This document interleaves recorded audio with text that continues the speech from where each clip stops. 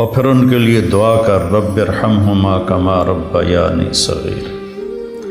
میں اپنے گاؤں میں ڈیرے میں بیٹھا تھا تو ایک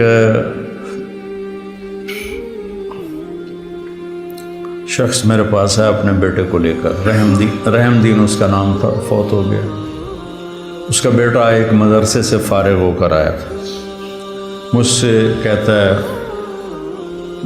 میاں صاحب، ہمیں وہاں میاں صاحب کہتے ہیں، میاں صاحب اے میرا پتر پڑھ آتا ہے پر کڑیا کوئی نہیں۔ ایک ان پڑھ آدمی کا تجزیہ، اے میرا پتر پڑھ آتا ہے پر کڑیا کوئی نہیں۔ دودھ جب کاڑا جاتا ہے نا تو وہ ملائی آ جاتی ہے اور وہ ذرا گاڑھا بھی ہو جاتا ہے، مزیدار بھی ہو جاتا ہے۔ تو ہمارے بچپن میں اتنے بڑے بڑے گڑھوں میں سارا دن دودھ کے نیچے اپلے وہ جلتے رہتے تھے اور وہ اتنی بڑی ملائی کی تہ اس پہ آتی تھی اور پیلا زرد ہو جاتا تھا، تو وہ بہت پسند کیا جاتا تھا پینے میں بھی، اس کی ملائی کھانے میں۔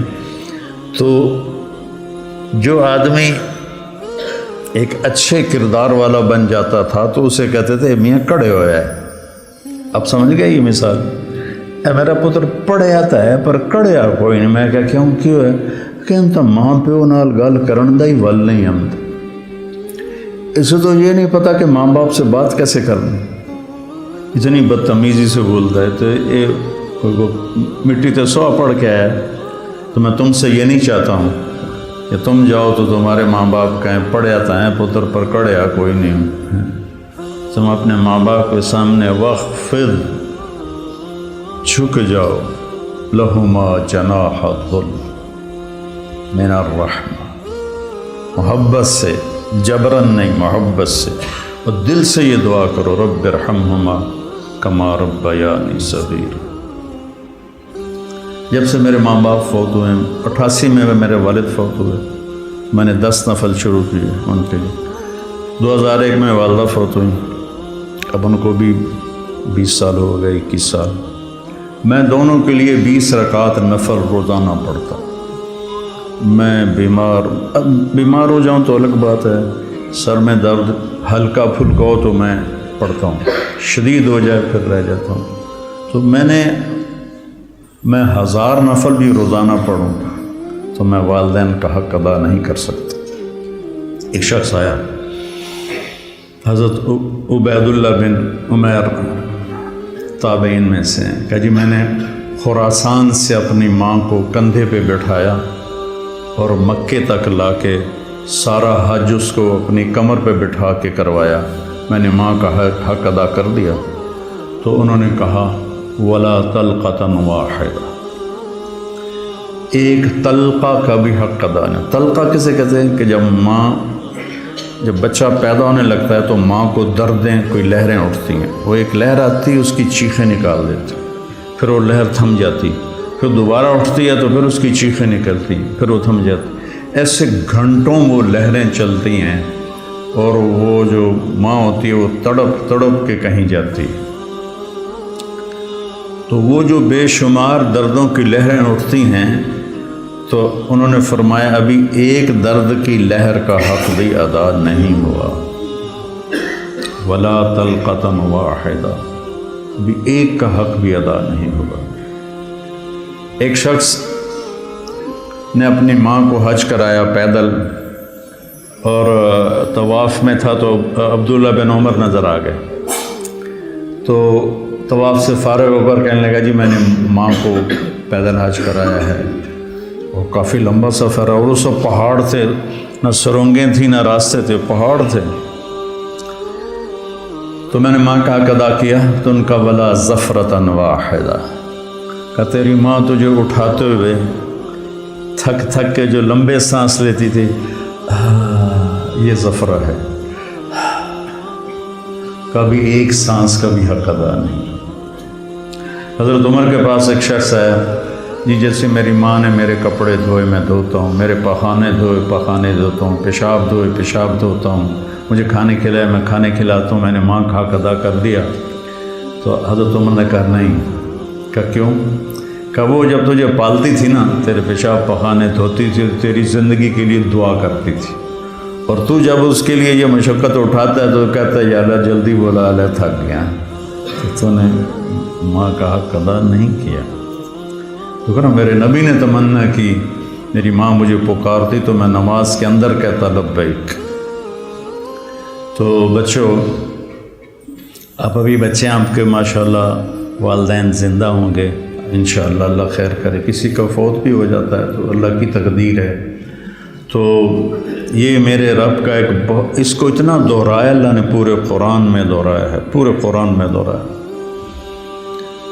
کہ اپنے ماں باپ کے ساتھ وہ جو وصایا ثلاث ہیں، اللہ تشرکوا باللہ شیئا وبالوالدین احسانا، وہاں بھی سورہ انعام میں 3 وصیتیں قرآن میں آتی ہیں۔ تو پہلا ہے شرک نہ کرو، اور پھر بالوالدین احسان، والدین کے ساتھ احسان کرو۔ احسان ہوتا ہے کسی کام کو سب سے اعلیٰ درجے پر کرنا، اس کا نام احسان ہے۔ هل جزاء الاحسان الا الاحسان، تو اللہ پر کوئی احسان تو نہیں چڑھایا ہم نے۔ هل جزاء الاحسان کہ تم نے میری اطاعت کو بہت اعلیٰ درجے پہ پورا کیا، تو اب میری طرف سے تمہارے اوپر بھی بہت اعلیٰ درجے کا صلہ آئے گا، اور وہ جنت ہے۔ ابن القیم نے روایت نقل کی کہ ایک آدمی ایسے بیٹھا ہوگا تو ایک منظر، صرف ایک منظر کو دیکھنے میں اسے سالہ سال گزر جائیں۔ 70 سال کا مطلب ہوتا ہے بہت زیادہ، وَإِن تَسْتَغْفِرْ لَهُمْ 70 مرة، پتہ نہیں کتنے سال وہ ایسے بیٹھا اس میں گم مزہ لیتا رہے گا، مزہ لیتا رہے گا، مزہ لیتا رہے گا۔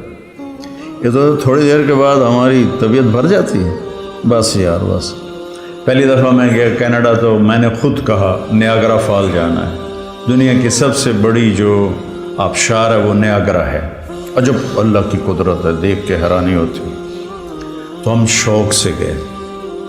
دوسری دفعہ کینیڈا گیا تو میں نے نہیں کہا، مقامی لوگوں نے کہا نیاگرا چلے، میں نے کہا چلو، چلے گئے۔ تیسری دفعہ میں کینیڈا گیا تو انہوں نے کہا جی نیاگرا چلے، میں کہا ویکھ لیا، بس کرو ہن کی ویکھنا، ٹھیک، دل بھر گیا۔ جنت میں ایسا نہیں ہوگا، ہر لمحے سما بدلتا جائے گا، ہر لمحے۔ هل جزاء الاحسان الا الاحسان، تو لہذا اس میں گم ہو کے مست ہو جائے تو اللہ کہیں کہ میرا بندہ ایک ہی چیز میں گم ہو گیا، اسے کوئی اور مزہ کراؤ، اسے کوئی اور مزہ کراؤ، تو ایک دم اس کے کندھے پہ ہاتھ لگے گا ایسے، جو یوں مڑ کے دیکھے گا تو ایک لڑکی ہوگی اس کو دیکھتے پورا یوں مڑ جائے گا، وہ کہے گی امالک فینا من رغبت، آپ کو ہماری کوئی ضرورت ہے؟ ارے میں قربان جاواں، ضرورت تو بڑی ہے۔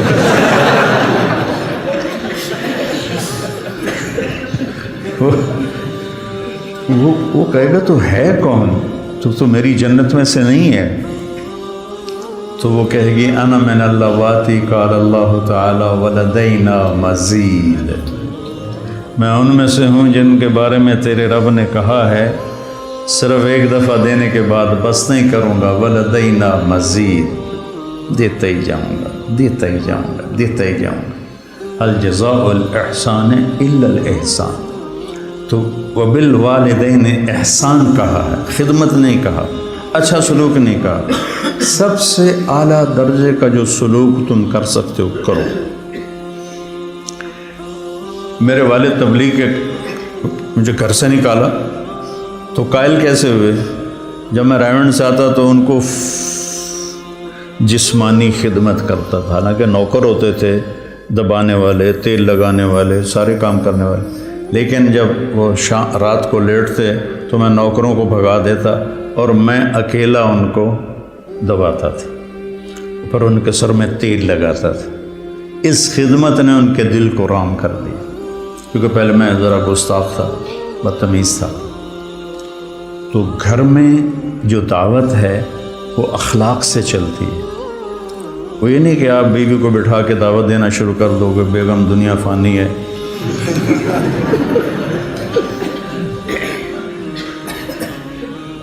تو گھر میں جو آپ کا سکہ جمے گا جھک جانے سے جمے گا. ماں باپ کے لیے چائے بناؤ، کپڑے دھو، ان کو دباؤ، ان کے سر میں تیل لگاؤ، ان کی آنکھ کا اشارہ سمجھو، تو میں سمجھوں گا کہ آپ نے صحیح قرآن پڑھا ہے. اور رشتہ داروں میں بھی زبان سے دعوت نہ دیا کرو، اپنے اخلاق سے، چونکہ رشتہ دار سب سے مشکل ہوتا ہے تعلق قائم کرنا رشتہ داروں میں.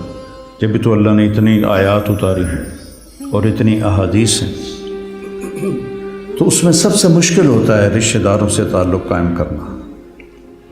وہ رویے ٹکراؤ ہوتا ہے. تو اس میں آپ کے اخلاق، آپ کی تواضع، آپ کی عاجزی، کوئی ان میں سے بدتمیزی کرے تو آپ کا برداشت کرنا عموماً، اور والدین خاص طور. لیکن اس میں ایک بات کی احتیاط رکھنی ہے کہ کل کو اللہ آپ کی شادی کروائے تو شادی بیوی کے معاملے میں احتیاط کرنی. آپ کے ماں باپ کا آپ پر پورا حق ہے، لیکن آپ کی بیگم پر ان کا کوئی حق نہیں. میں بچیوں سے بھی کہتا ہوں کہ تم اپنے ماں باپ کو چھوڑ کے آ گئی ہو، اب اپنے خامد کے ماں باپ کو اپنے ماں باپ بنا لو. اور خامد کے ماں باپ سے کہتا ہوں کہ تم نے اپنی بیٹیوں کی شادیاں کر کے روانہ کر دیا اور تمہاری حویلی خالی ہو گئی بیٹیوں سے، تو تم ایسا کرو کہ یہ جو بہو آئی ہے اس کو اپنی بیٹی بنا لو. جب اس کو بہو کی نظر سے دیکھتی ہو تو پھر تمہارے اندر حسد پیدا ہوتا ہے، غصہ پیدا ہوتا ہے. اسے بیٹی کی نظر سے دیکھو، یہاں تمہاری جگہ، اس بہو کی جگہ تمہاری بیٹی بیٹھی ہوتی تو تمہاری نظروں میں کیا پیار ہوتا. جب بیٹی کو تم نے روانہ کر دیا ہے، اب پیچھے یہ تمہاری بہو آ گئی ہے، تو اس کو وہی نظر دو جو اپنی بیٹی کو دیتی تھی، تو گھروں میں خوشیاں. تو ماں باپ کا تمہاری بیوی پر کوئی حق نہیں ہے. لیکن میں نصیحت کرتا ہوں بچیوں کو کہ خامد کے ماں باپ کو عزت دو، ان کی خوشی سے خدمت کرو. اگرچہ تمہارے ذمے نہیں، لیکن کرنا تمہارے لیے اجر و ثواب کا باعث ہے. اور بچی کے ماں باپ سے کہتا ہوں، دیکھو پوری ہدایہ جیسی کتاب میں بھی ساس کا کوئی حق نہیں لکھا ہو. ساس سسر کا کوئی حق لکھا؟ باب الخواخ ہے کوئی؟ کیوں جی مولوی زبیر صاحب، باب الخواخ کوئی نہیں. خامد اور بیوی کے حقوق، اولاد کے حقوق. تو میری ذمہ اپنی ماں باپ کی خدمت ہے. میری بیوی خوشی سے تیار ہو جائے تو اس کا احسان ہے، اس کی نیکی ہے. زبردستی کر کے میں کروں ورنہ میں تجھے نکال دوں گا تو یہ ظلم ہے. ماں باپ کے کہنے پہ طلاق نہیں دینی. طلاق دے دو بڑی نافرمان ہے. اپنی بیٹی کے لیے کہتے ہیں وہیں رہو، وس کے رہو ساڑھے کو نامی، اور بہو کو کہتے ہیں طلاق دے دو اسے، کسی کی بیٹی ہے. تو اس میں اعتدال کا راستہ اختیار کرنا یہ آپ لوگوں کے ذمے ہے.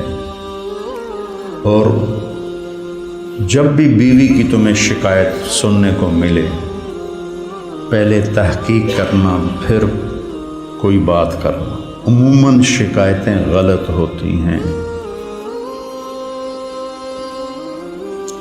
ایک ہماری رشتے میں پڑنانی تھی، رشتے میں مجھے ابھی پتہ ہی نہیں کہ وہ میری کیا لگتی تھی.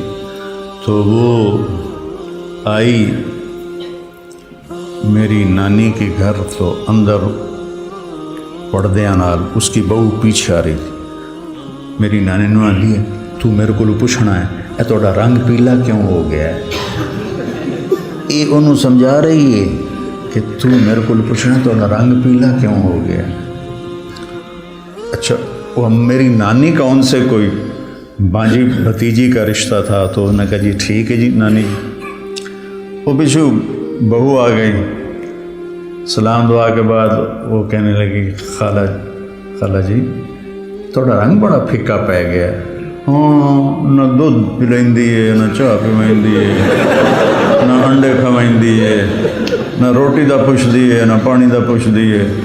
اگو وہ بھی تھی، یہ کودے نو تو وہ کودے تیرا، سی کا بھائی بگھیرا، یہ کودے نو تو وہ کودے تیرا۔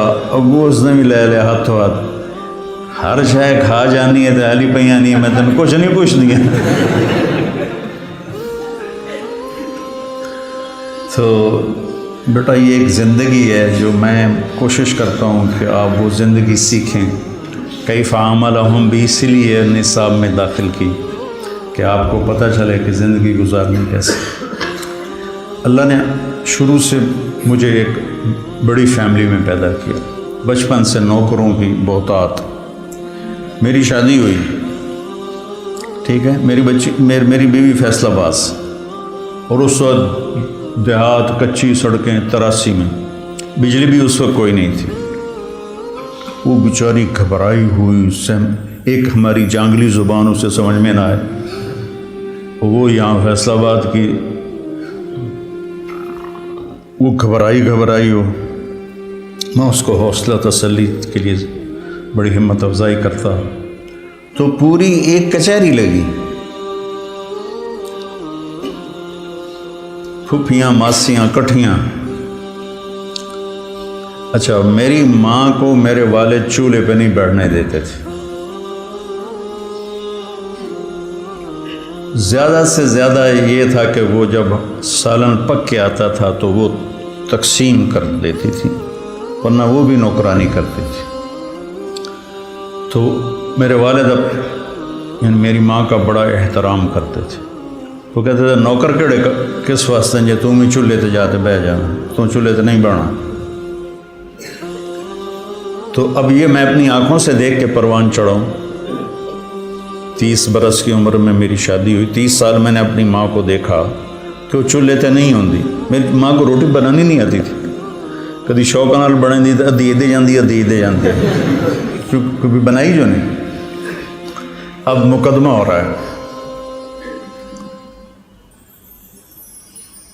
ماں تیری چولہے تے سڑدی پئی ہوندی ہے تے بیوی تیری ٹھک کے منجے تے بیٹھی ہوندی۔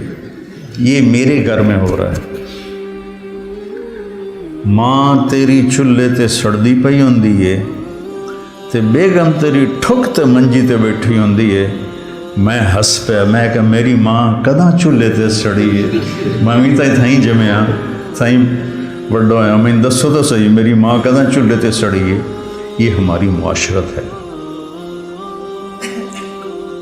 تو اس سے آپ لوگوں نے پرہیز کرنا ہے، عدل کرنا ہے، الگ رہنے کا انتظام کر سکو اسبابوں تو بہت اچھا ہے، اکٹھے رہنے کا ہے تو پھر بیوی کو پناہ دو، اس کو اپنے ماں باپ کی شدت سے بچاؤ۔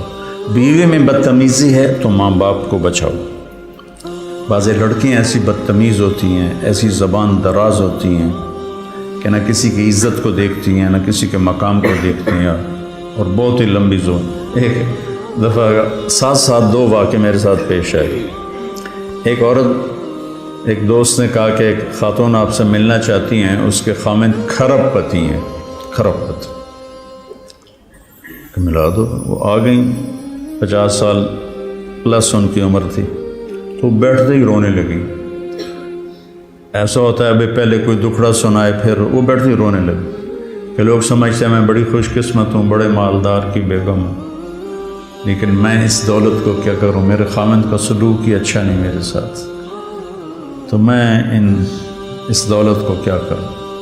ٹھیک، اس سے کوئی چند ہفتے بعد میں کراچی جا رہا تھا، جہاز میں ایک نوجوان بڑا خوبصورت میرے پاس آ گیا، کہنے لگا مولانا صاحب اللہ نے مجھے سب کچھ دیا ہے، رزق دیا ہے، گھر دیا ہے، دولت دی ہے، لیکن میں اپنی بیوی سے اتنا تنگ ہوں، اس کی 30 فٹ لمبی زبان ہے۔